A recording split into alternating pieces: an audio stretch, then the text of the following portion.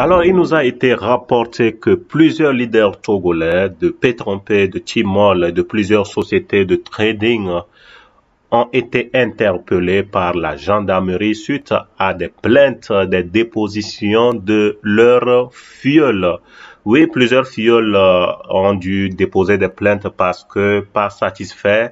Nous savons tous que il y a quelques semaines, Petronpé a complètement disparu des radars. On ne sait plus où est Petronpé. Petronpé revient maintenant sous plusieurs formes, sous plusieurs autres formes d'investissement. Oui, c'est ce qui se passe à l'heure actuelle.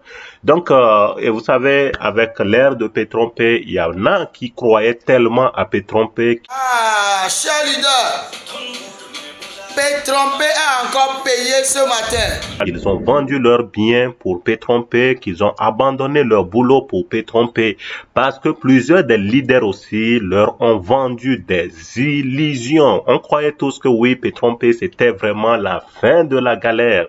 Plusieurs se sont dit, il y en a qui ont vraiment zappé leur patron en se disant que vraiment maintenant j'ai trouvé la vraie source, une vraie source de revenus. Oui, avec Petronpé, vraiment fini la galère. Mais voilà, chose est de constater que ce n'est pas le cas.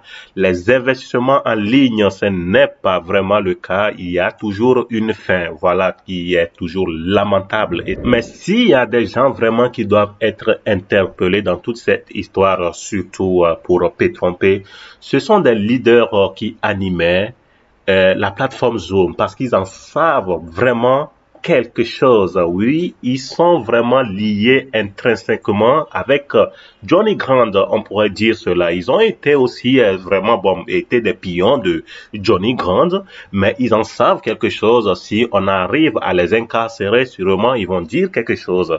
Donc je dirais que les leaders, vos leaders, etc., eux, ils sont des innocents. Ils ont été dupés aussi comme vous. Ils ont aussi été baisés comme vous et donc voilà, nous tous on s'est retrouvés dans cette merde, oui, parce que eux aussi en retour ils ont cru que vraiment c'était un business. Il y en a qui m'ont dit que non, ils ont pensé que avec ça ils vont sortir de la précarité, de la pauvreté. Ils ont pensé que en exhortant aussi les autres, leurs amis, leurs membres de la famille à investir, ça pouvait aider vraiment à sortir de la pauvreté. C'était pour aider.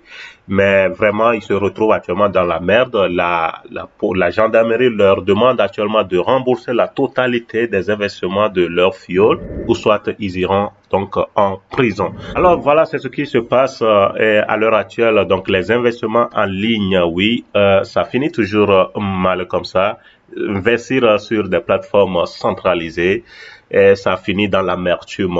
Mais est-il qu'il y a toujours la vie? Donc il y a donc de l'espoir. Il faut pas donc s'effondrer totalement et puis remettre le tort sur ces leaders qui ont voulu aussi peut-être les aider ou bien aussi penser aussi trouver une porte de sortie.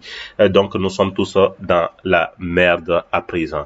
Alors les gars, ce serait tout pour aujourd'hui. On se retrouve dans un prochain épisode. D'ici là, portez-vous bien. Bye bye, ciao.